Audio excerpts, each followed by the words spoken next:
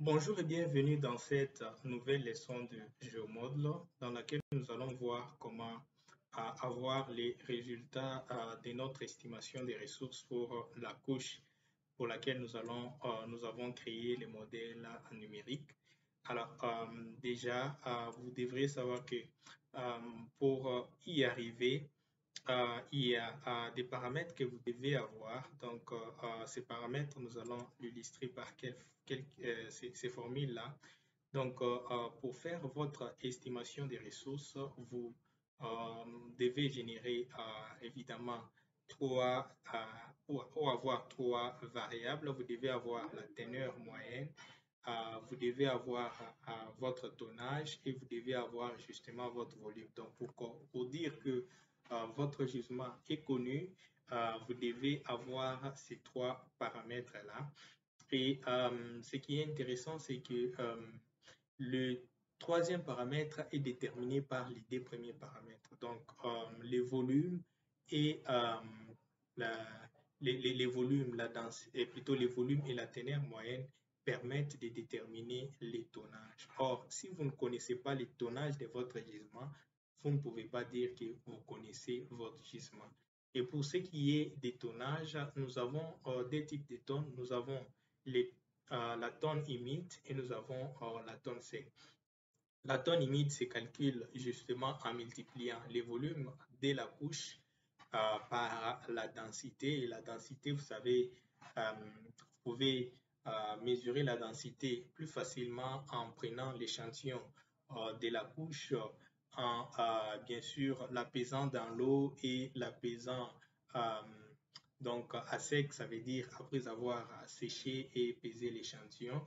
Donc les deux poids, les poids humides et les poids secs, si vous les mettez sur un rapport poids humide sur poids sec, vous aurez ce qu'on appelle les poids spécifiques et c'est ces poids spécifiques que vous devez utiliser dans vos calculs. Et n'hésitez pas à prendre beaucoup d'échantillons et à faire voilà, la moyenne pour avoir un poids spécifique qui colle bien à votre réalité de terrain. Donc, si vous avez la densité de votre couche, vous la multipliez par les volumes de la couche, vous pourrez donc avoir ce qu'on appelle la tonne humide. Alors, dans cette leçon, nous ne vous avons pas encore montré comment avoir les volumes de la couche et c'est justement ce que nous allons voir dans cette leçon. Et dans les cas où vous voulez aller plus loin, vous devez donc déterminer la tonne sec. La tonne sec, c'est aussi un élément très capital qui est exigé dans, bien sûr, les rapports d'évaluation, bien sûr, d'un projet minier. Et donc, pour déterminer la tonne sec, vous devez avoir trois variables, notamment le volume de la couche, la densité de la couche et cette fois-là, la teneur moyenne de la couche. Alors, tous ces éléments, nous allons apprendre à les déterminer dans cette leçon sur GeoModel. Donc, revenons sur GeoModel.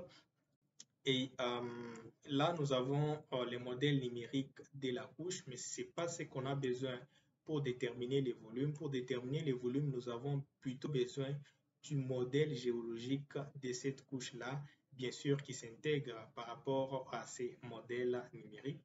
Et pour cela, nous allons créer une autre attribut. Donc, nous faisons clic droit sur voilà, c'est cette variable. Donc, nous allons encore une fois de plus faire appel à notre calculateur. Nous allons dire à GeoModel si, voilà, c'est à l'inverse des distances de la couche, plutôt à la variable nickel pour la couche, donc pour la couche D qui est la couche des saprolites et soit inférieur, soit supérieur à rien. Voilà, donc c'est comme ça que nous allons le nommer. Nous allons dire à GeoModel de nous afficher les modèles géologiques. Alors, mais si il ne remplit pas cette première condition qui lui imposerait de nous afficher les modèles géologiques, nous allons dire à GeoModel de nous afficher rien.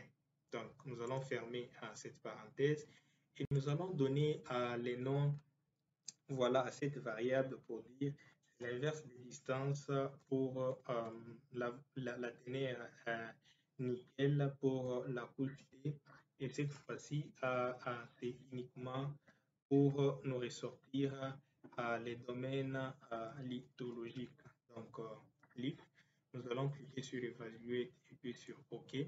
Nous pouvons cacher ce que nous avons affiché précédemment et réafficher cet modèle lithologique. Voilà, nous allons l'afficher, sélectionner toutes les sections, cliquer sur Apply. Et Échec et Maths, vous voyez que GeoModel nous a affiché les domaines géologiques et uniquement sans nous montrer bien sûr les ténèbres minéralisées. Alors, c'est ces domaines géologiques que nous aimerions avoir, pour lesquels nous aimerions avoir les volumes. Et donc, pour avoir les volumes de ces domaines géologiques, c'est simple. Nous allons d'abord commencer par préciser qu'il s'agit du domaine géologique, bien sûr, en allant sur cette variable, en sélectionnant propriété. Nous allons lui donner les noms de lithologie. Voilà, lithologie. Et cliquer sur OK. Et ensuite, nous allons aller sur l'histogramme. Vous verrez que sur l'histogramme, on aurait annulé toutes les valeurs des autres couches et maintenu que la valeur de voilà la couche qui nous intéresse, qui est les sapolites, dont le volume est le suivant. Donc, nous pouvons copier ces volumes ici. Donc, ces volumes, nous allons les placer, c'est pas moi, quelque part. Donc, nous avons le volume égal à 5 nanana, voilà. Voilà, 5 nanana, je prends cet exemple-là. Et puis, ces volumes doivent être multipliés à la densité, admettons que la densité se, voilà, à 2,7, voilà.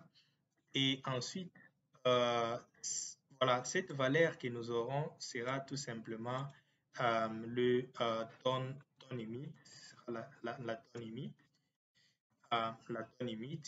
Et ensuite, nous aurons calculé aussi la tonne sec.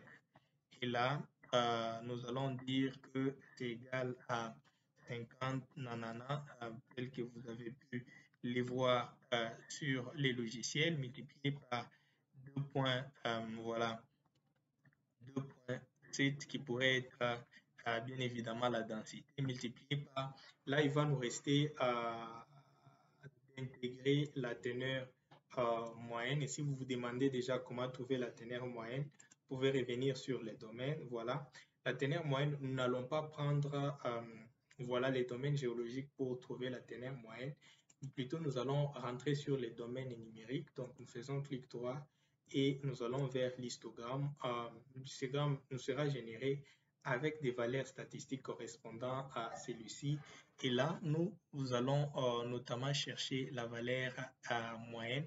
Et là, vous pouvez avoir beaucoup d'autres valeurs, les nombres totales des éléments pris en compte, bien sûr la valeur minimale de la ténère, sa valeur maximale et sa valeur moyenne. Donc, c'est la valeur moyenne que nous allons prendre qui est de 0,92, donc multiplié par 0,92. Donc, vous verrez que la première valeur qui sera donnée sera la tonne humide et la deuxième valeur que l'on va trouver, ce sera la tonne sec. Nous aurons donc déterminé, voilà, effectuer l'estimation de notre gisement parce qu'on connaîtra la valeur du volume, on connaîtra la densité, on connaîtra la teneur moyenne, on connaîtra également les tonnages.